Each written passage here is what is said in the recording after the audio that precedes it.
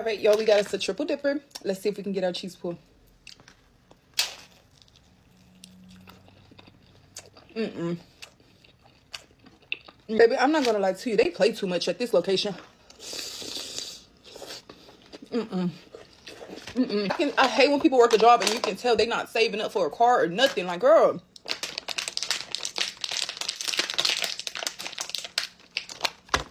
Make my shit right.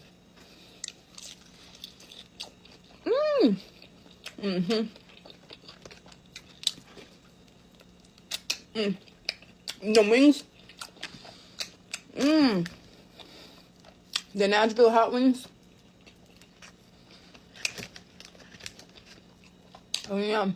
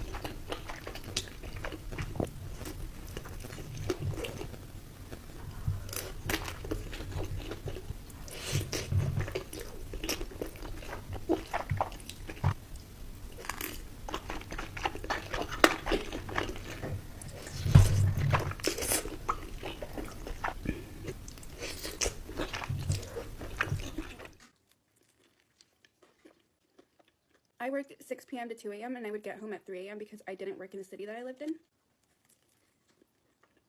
When you wanted a different shift, you just asked someone to switch a shift with them and then let the manager know. My friend worked 12 to 8 p.m. and one day I asked him to switch shifts with him, and it was a Thursday. And we were really busy this Thursday, so they asked me to stay after until 9 or 10 o'clock. When I worked, I would pick up any shift I could and stay after whenever I could. I really liked helping my manager.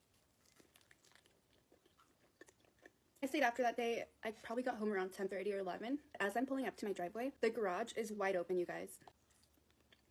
I lived alone with my 2 cats, so I was freaking out, and I pulled up and just see everything scattered. I immediately called my friend and I checked my indoor cameras to make sure everything was okay. I didn't get any notifications, and I also had outdoor cameras, so I didn't get any notifications at all while I was at work. I would wear an Apple Watch when I was working, so I always got notified when something was happening at my house. I had my friend come and we just checked everything and made sure nobody was in my house or hiding in the bushes in my yard. Nothing was missing out of my garage. Thankfully, I had nothing of value in there. I had clothes and that's it. I had just kind of moved in, but that was the first time. I figured somebody probably saw me living alone or saw the schedule I was on and knew when I was gone. The second time was the freakiest time. I was on my way to work and I was gonna film a video that day. I went to a little taco shop. I called ahead while I was driving. After I park, I go inside, I pay, I'm waiting for my food, and I'm starting to get notified on my cameras. I had just left, you guys. I left probably 5 to 10 minutes ago. And I started to get notified on my cameras that there's motion in my front left or front right, I can't remember. I check because I see a little person right there. There's somebody wearing a flannel or something, and it looks like a man. I think I have pictures, so I'm gonna try to find them. And I have to leave to make it to work in the next 10 minutes or I'm going to be late to my shift. So I call my manager and I say, hey, there's somebody at my house and I don't know who they are. And I was crying. And he said, okay, have somebody meet you there that owns something to defend themselves with. I call people frantically. Somebody ends up meeting me there.